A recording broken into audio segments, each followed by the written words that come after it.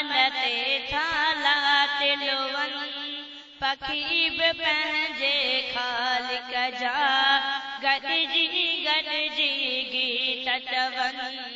अल्लाह अल्लाह अल्लाह अल्लाह अल्लाह अल्लाह याद अथनि लामन ते थाला तिलवन पखी बि पंहिंजे ख़ालिक जा गॾिजी गॾिजी गीत चवनि अल्लाह अल्लाह काज़ कबूतर कबरू खड़ची कोयल कूक करे थी बाग में बुलबुल छिया छुकन झिरकी सुर कबरे थी काज़ कबूतर कबरू खड़ची कोयल कूक करे थी बाग में बुलबुल छिया छुकन झिरकी सुर कबरे थी वण वण माथा आवास वठन तारन ते था खूब टुलन पखी बि पंहिंजे ख़ालिक जा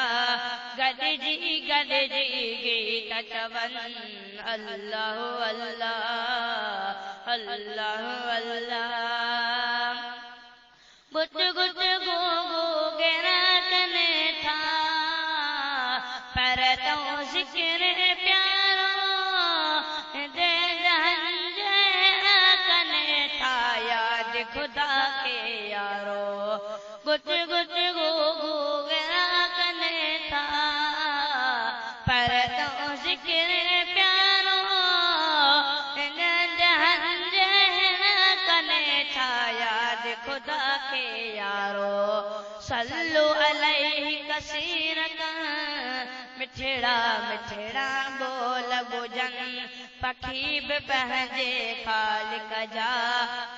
गॾिजी गॾिजी गीत चवनि अल्लाह अल्लाह अल्लाह अल्लाह सूरज लहिया सजदो कहिड़ो साई आदि साजनी मोर मिठू ऐं मोन मीटर मोटिया मागत मांझी सूरज लहिया सजदो कहिड़ो साई आदि साजी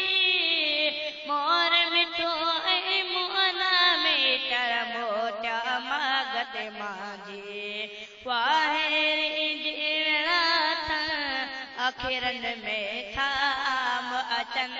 पखी बि पंहिंजे ख़ालिक जा गॾिजी गॾिजी गीत चवनि अल्लाह अल्लाह अल्लाह अल्लाह किन कथो किन समर सुबुह लहे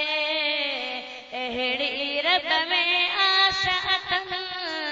मीर मोहम्मद ते थियाराही रायो पंहिंजो रास अथनि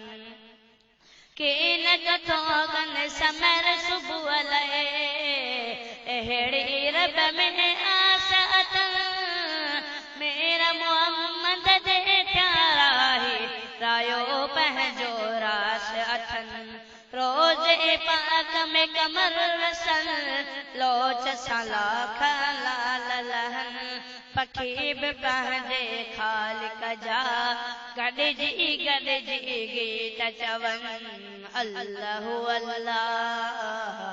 अल्लाह अल्लाह